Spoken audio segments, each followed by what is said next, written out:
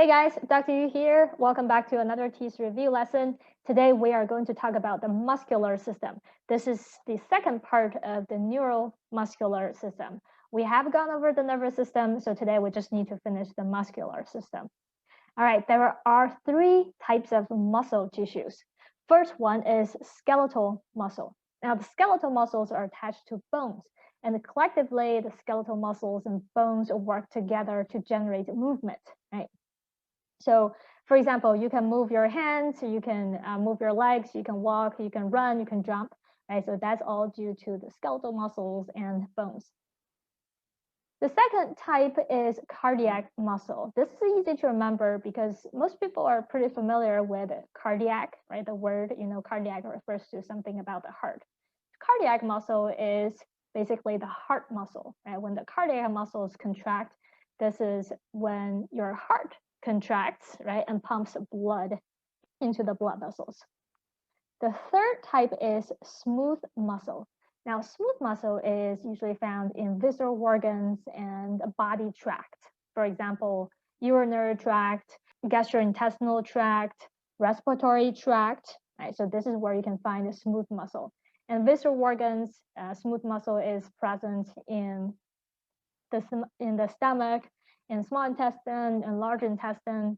Smooth muscle can also be found in blood vessels, right? This is how your blood vessels can dilate or constrict, and that's all because of the contraction and relaxation of smooth muscle. You need to be able to differentiate which muscle tissue is under voluntary control and which muscle tissue is under involuntary control. Okay. Now, there is only one muscle tissue that's under voluntary control. Voluntary control means you can consciously control the muscles, right? Right now, you are listening to the video, right? I'm going to ask you to move your fingers. So move your fingers, and you can definitely do that, right? So how do you do that? That's because you can intentionally control the skeletal muscles on your fingers, right? Your brain sends a signal to those muscles, and those muscles contract, which moves the bones, which moves your fingers. So skeletal muscle is under voluntary control. Again, you can consciously control the muscles so that you can walk, you can run, you can jump, you can make all kinds of movements. The other two types of muscle tissues are under involuntary control. Involuntary control. Okay, that means you cannot consciously control cardiac muscle or the smooth muscle in your organs or tracts. For example, let's say you're very nervous, your heart is beating very, very fast, right? So can you consciously tell your cardiac muscle to not contract this fast can you consciously tell your heart to slow down the heartbeat? No, you can't. Next, this is actually related to the voluntary and involuntary control. The cardiac muscle and the smooth muscle are under involuntary control.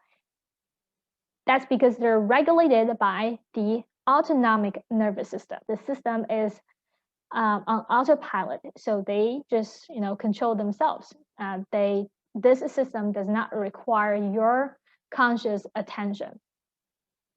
So that's the nervous system division that controls the cardiac muscle and the smooth muscle. The skeletal muscles on the other hand, are controlled by the somatic nervous system. And the somatic nervous system has to be controlled consciously by your brain. Next, let's look at the anatomy and organization of a skeletal muscle. I read the TEAS study manual. There's not too much information on this, so I'm just going to point out a few of the major structures, especially the ones that are mentioned in the study manual. If you look at the diagram, you can see at the top, this is supposed to be a piece of muscle, right? Now, it doesn't show here, but you can imagine there is a bone right there, a bone. And then there's a white part. This is tendon. Remember, tendons attach muscles to bones, right? Attach muscles to bones. Tendons are different than ligaments. because a ligament attach bones to bones. So bones to bones. You need to know the difference because TEAS may ask you about this difference between tendons and ligaments. All right, now this whole unit is a muscle, right? So this is the largest scale. Now, muscle consists of smaller subunits. Those subunits are called fascicles over here. So if you go down a scale, right, the units that make up a muscle are fascicles. So you can see right here. This is one fascicle, and it's zoomed in, right? So now it looks a lot bigger. All right, now when you look closer at each fascicle, again, it consists of smaller subunits, right? So each fascicle is made up of muscle fibers.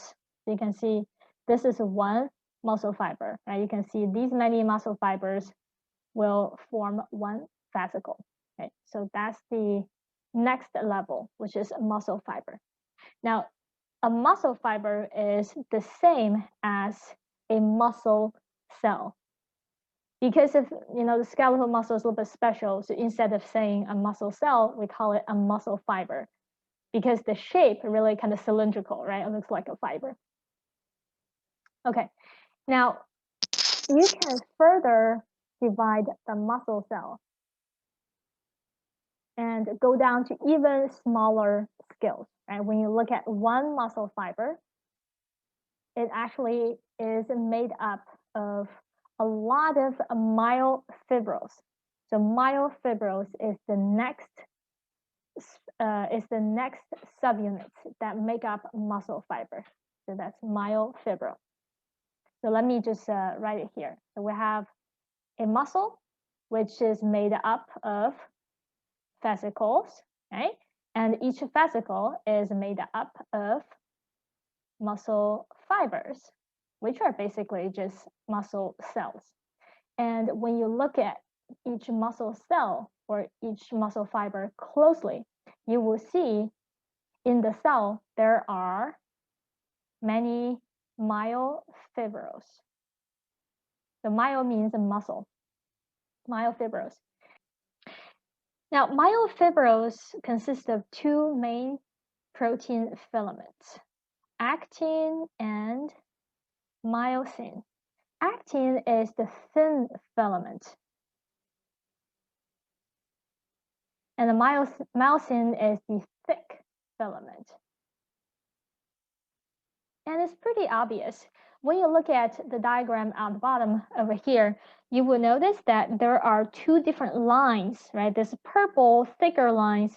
So these lines represent myosin, the thick filament. And there are also thinner, smaller green lines right here. These green lines represent the thin filament, which is actin. Okay, now before I talk about how actin and myosin work together to lead to muscle contraction, I just want to introduce one more term.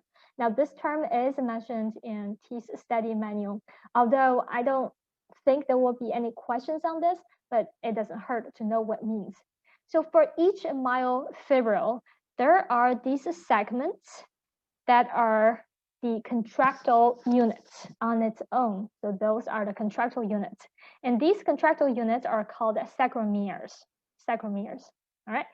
So when we look at muscle contraction, we can just look at each sarcomere and see how each unit contracts, which will translate to the contraction of the entire muscle. Okay. Now let's move on to the next slide.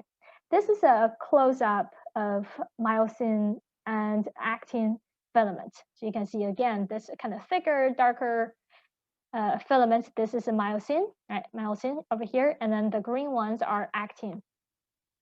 And this is a one sarcomere, one contractile unit. You probably noticed that there are these kind of little structures on myosin. Those are myosin heads. Myosin heads, because they look like a head. Now, when the brain sends signals to the skeletal muscles and asks those skeletal muscles to contract, there will be a series of steps which eventually leads to the interaction between actin and myosin. So what happens is these myosin heads right there, they will attach to the binding sites on actin. So you can see these myosin heads kind of latch on to actin, right? And then the myosin will pull the actin toward the midline, right? This is the midline. So once the heads are attached to the actin, right, and then this will pull the actin filaments toward the midline. And when you compare these two sarcomere states, you will see that the second one, this is when contraction takes place, contraction, and this is a relaxation. You will see that the sarcomere is shorter, right? This is how long the sarcomere is when the muscle is relaxed, and this is how long the sarcomere is when the muscle is contracting. So this is basically how muscle contracts, right? For each contractile unit, there is contraction, and the length of the muscle fibers are getting shorter. Okay, so this is how you generate muscle contraction, basically. It's really just myosin pulling on actin toward the middle and generates a contraction and generates a force, right? So that you can move the bones and generate movement. Okay, now let's look at some questions. Number one, which of the following is controlled by the autonomic nervous system? Remember, the autonomic nervous system is basically operating on its own, right, automatically. So the autonomic nervous system controls the type of muscle tissue, there you go, muscle tissue that has to be under involuntary control. And you cannot consciously control it. So which of these actions is done by either cardiac muscle or smooth muscle, right? Only those two muscles are under involuntary control. Walking, you're using the muscles on your legs, right? And then some of the other body parts. So you're using skeletal muscle. So that's not the answer. Chewing, you're using muscles on your face. No. Heart beating, there you go. This is generated by cardiac muscle, right? So this is the correct answer. Talking, you're using your tongue, you're using your facial muscles to talk. So that's also under voluntary control, right? You're using skeletal muscle.